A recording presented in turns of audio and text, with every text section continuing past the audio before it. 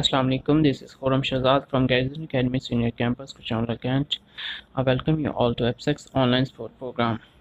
I'm here with the ninth lecture of the third week on the topic of flowchart, which is the last topic of our chapter. Uh, so let's get started. You have already familiar with the flowchart. What is the flowchart? How to draw a flowchart? What are the steps to draw a flowchart? And what are the symbols to use a flowchart? And you have already done 5 flowcharts. So I'm starting from the sixth one. In the sixth flowchart, I'm open the book. You have to open the book, or you may get from the video what I am doing.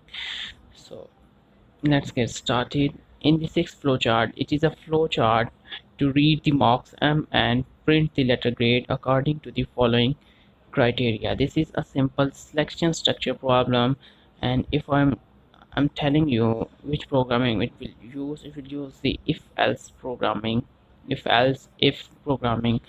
So we are not concerned about the programming yet, but we have to only draw the flowchart. So first of all, uh, our 4 steps of processing. First step was the input. We have an input. We should have an input. So we have an input of marks, and then we have to do processing and assign the marks accordingly. Then we have to output, and that's all. So let's get started. In this problem, the user is asking that you have to check the marks according to 5 or 6 ways. You have to check that if the marks are greater than 80 and less than 100, then you have to assign A plus A1 grade.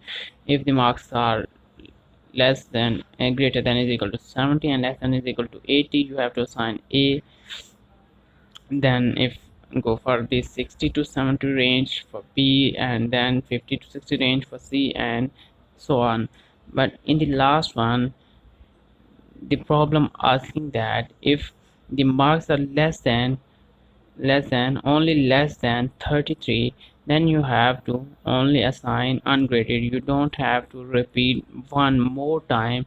You have to just declare that the marks are less than 33 and it is ungraded. So let's have a look on what a flowchart is drawn. First of all, the start is the main point. We will start our program. We will input the M.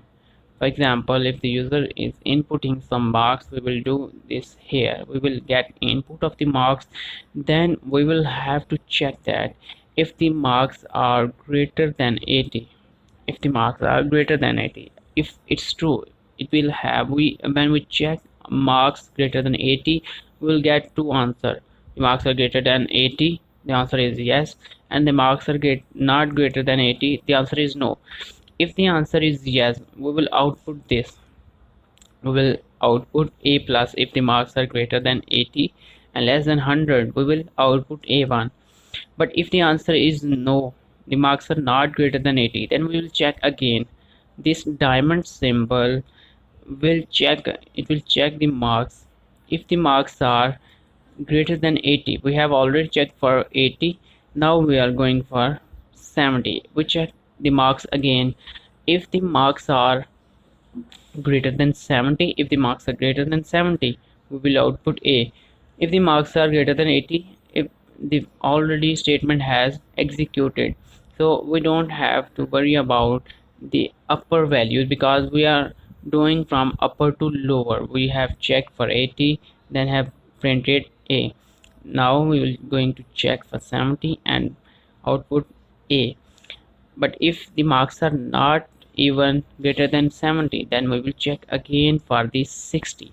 If the marks are greater than 60, we will output the B. And if the answer is no, the marks are not greater than 80, 70, 60, and if the marks are greater than 50, then we will output C. And if the marks are not greater than 50, then we will check for 40 and print out D. If the marks are greater than 33, we will print D. But if the marks are less than 33, as our problem say, if the marks are less than 33, just quit the program. We don't have to check it again for any value. We will just output that the student is ungraded. Then we will go for the exit, which is stop. In every situation the marks get every grade, the program will be stopped here. Now let's go for the seventh problem. In the seventh problem we are going to take the exponent. Exponent means the power of a number until its death. So in the flowchart, the p value represents the n raised to the e power. N means the number, any number raised to the power of e. For example, if I'm talking about 2 power raised to 3, so we have to multiply 2 3 times. 2 multiply 2 multiply 2. If I'm talking about 2 raised to power 5, so I have to multiply the 2 5 times. For example, 2 multiply 2 multiply 2 multiply 2 multiply 2, so the answer will be 32. In the same way we are doing this in programming logic. So we will start our program. We will get input and e. We have two inputs here. For example, we want a number of which we will raise the power, and then we need the power, how much power raised. So we have two values. So we will start the program by assigning two variable to 1 and 1, because if we are taking 0, 0 multiplied by any value makes it 0, so we are starting from 1. First of all, in the power section, p means the power. P is the value. We will multiply the value once. We will multiply p. P is 1. So first time we are multiplying with 1. So p is multiplied with n, and k is plus 1. So the next multiply value will be come. So p will be here 2. If I'm taking about 2 and the power raised to 5, so we will say it here 2 multiply 1, the power will be 2. 2 multiply 1 is equal to 2. Then we will plus 1 time, and if k, we have to only go for e value. For example, if I'm saying that multiply to 5 times, so we will check the k every time. If the k is less than is equal to 5, if it is greater than 5, we will do nothing, because we have already done it 5 times, so we have to only do it 5 times. So every time we do a step, we will check that if we have completed 5 times or not. So k will be 1, and now if I'm plus k with 1, it will be 2. So we will check that k is less than a, not less than e, because e is the 5. We have to multiply 5 times. Now we have multiplied only 2 times. So we will go on multiplying this value 5 times. So it's simple word, it will be multiply 2 multiply 1, then 2 multiply 2 multiply 2 multiply 2. This process will take place 5 times, and if we have completed 5 cycles 5 times, the k and e will be equal. Next, if I'm going for a 6th time, the condition will be false. If I'm saying that k is plus 1 plus 1 plus 1 plus 1, k will be 6, and if the k is 6, it is not equal, not less than e. So our condition is false, and answer is no, k is not equal or less than e. So now I have completed all the cycle. Now I will display the output, but before the 5 time we will keep on multiplying in this cycle. This is a loop. So if the k have multiplied all the values 5 times, it will output the p. The answer is p. Then we will stop the program, and the answer will be stored in p variable. Go for the 8th flowchart. To print odd number from 1 to 100. This is a very easy program. In this program, we will start our program. We will assign k to 1. K is only a counter variable which will count that 1, 2, 3, 4. So we will output the k. Output k means we will check if the k first time k is equal to 1. 1 is already an odd number, so we will check on k. We have output 1 time the k. Next we will plus k with 2. If an odd number is added with 2, it will become a next odd number. For example, if 2 plus if I'm talking about k means 1. 1 plus 2 is equal to 3. 3 plus 2 is equal to 5. 5 plus 2 is equal to 7. So every time I add 2 into an odd number, it will give me another odd number which is next in the cycle. So we will go adding 2. We will go adding 2 into variable and then output. For example, first time I have k is equal to 1, I will output the 1. Then I will go for the k plus 2. It will give me 3. So I will go for the condition. I will check that if k is less than 100. So k is less than 100. I will answer is yes. K is only less. K is only 3 now. So I have to output this value k. Now screen contains another value which is 3. I have printed 1 and printed 3. Now I will again go for these steps and plus 2 more. It will give me 5 and 5 is less than 100. So answer is yes. I will again print the 5. Then I will go for again k plus 2. It will give me 7 and 7 is also less than k. I will go again and I will go again and again until the k is less than 100. If I'm going to add on to many times, it will give me 99. 99 is also an odd number. 99 is also an odd number. I have printed the last 99 number on the screen and now I have plus 2 more. It will become 101. But if I'm comparing that 101 is less than 100, the answer will be no. 101 is not less than 100, it is greater than 100. The answer will be no and the program will be stopped. All the output is already printed on the screen. So this is a very simple program. We'll keep on plussing 2 into 1 until we get all the odd numbers, and when the 100, when it go above the 100, the program will be automatically stopped. Next, flowchart number 9. Flowchart to print the given sequence of number in descending order. Okay, it is very simple. It will keep on decreasing 3 from the variable and it will go for these values. So we'll start the program. So we have to go for reverse. So I have the maximum value here. For example, if I have to print the sequence, I'm going for the 27 here. I have the k value 27. Now I will output the k because I have to print this 27 too. I have to print it 27 also, so I'm printing 27 as it is first time.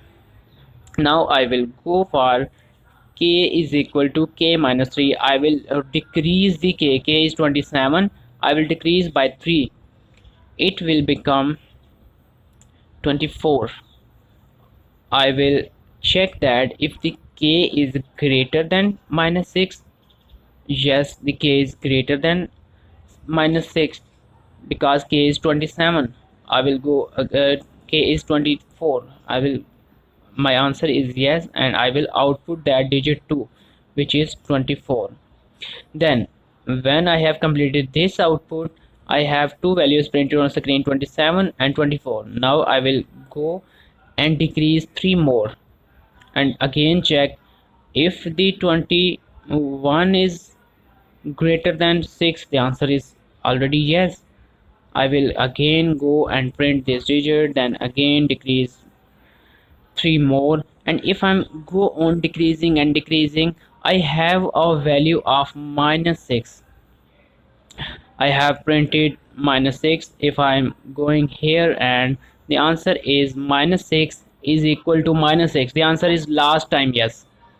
The -6 is equal to -6. Okay, yes, output it.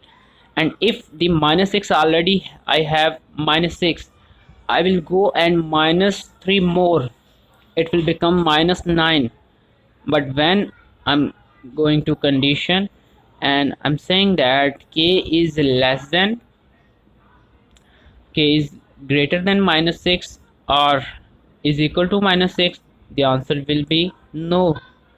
K is not, k is now less than, k is less than, not greater than but less than -6, because it is -9. -9 is less than -6 and it is not is equal to -6. So in both of the condition, it answer will be no. When the answer is no, I will stop the program and all the output is already printed on the screen. This program was given in the pre-board examination of 10th class, so this is an important program. Now the flowchart number 10. Flowchart to find the sum of even numbers up to hundreds. Very simple. We will start the program. Sum is equal to 0. First time sum is equal to 0 and k is equal to 2. K means the first even number. First even number is 2. Again same logic. I will go and plus k. K is 2 and sum is 0. Total sum will be 2. And k plus 2 is will give me the next number which is even.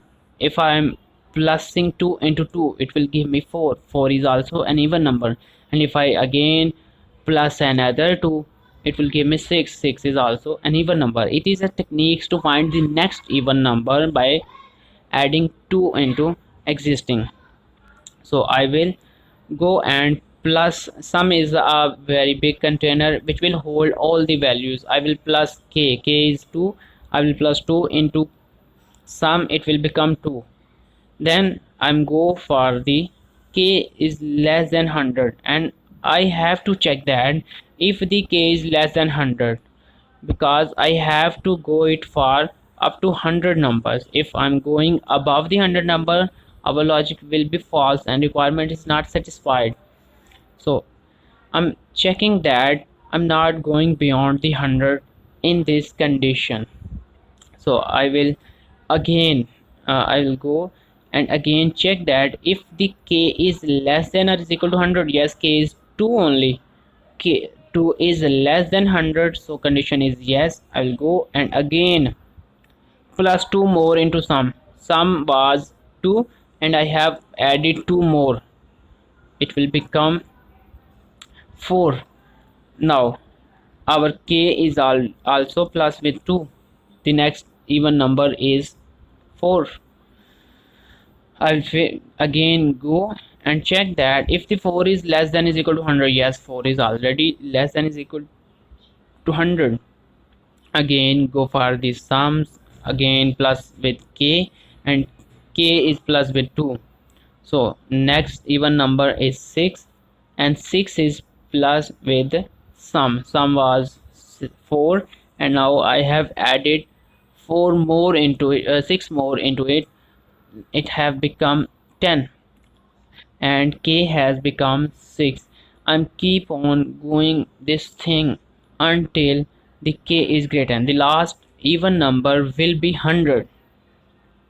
So if I'm going that 100 is equal to 100, k is 100. If I'm going on plusing these two until I'm get 100. So after getting the 100, I will again print again plus it one more time and then I will go for plus 2. And if I plus 2 in it, I'm going to plus more 2 in it, it will become 102. Now our condition will be no. If I'm saying that 102 is less than 100, you will definitely say that 102 is not less than 100. And if I'm going to say that 102 is equal to 100, you will say that no. The answer is no in both of the ways. So if the answer is no, I will output all the sum we have added here. I will display the sum and I will stop the program. In the next problem, problem number 11, flowchart to print multiplication table of a given number. I wish you that you have to do this in your own way. If you face any problem by doing, I have discussed number 10 flowcharts. You have to do number 11, 12, 13 and 14 flowchart on your note 13. You have to do only 4. I have planned that I will give you 4 programs, but there are only 3 left, so you will do these program, these flowchart number 11, flowchart number 12 and flowchart number 13 to your notebooks, and you will submit before the period time is over. That was all the lecture. Now I will going to give you a quick summary of whole the chapter which we have studied here. That was our chapter. We have completed our chapter. Now we have topic 3. We have studied 3 major topics. One was understanding the problem, second was algorithm, third was the flowchart. We are now at flowchart. We have understood that what is a problem, how to define a problem, how to analyze a problem, planning the solution of the problem, and if we get more than one solution, these are all called candidate solution. And then we have discussed that how to select the best solution according to speed, according to space and according to complexity. Then we have discussed algorithm, which was a simple method, step-by-step procedure to solve a problem. And then we have discussed that what are the flowchart. Flowchart are the graphical representation of a of an algorithm. So our chapter is complete now. In the weekend you will do the exercise too, and if you are facing any problem taking exercise, you will let me know when the next period. uh, Best of luck. You will submit these 3 flowcharts before the lecture ends. Thank you very much for today's lecture. Allah Hafiz.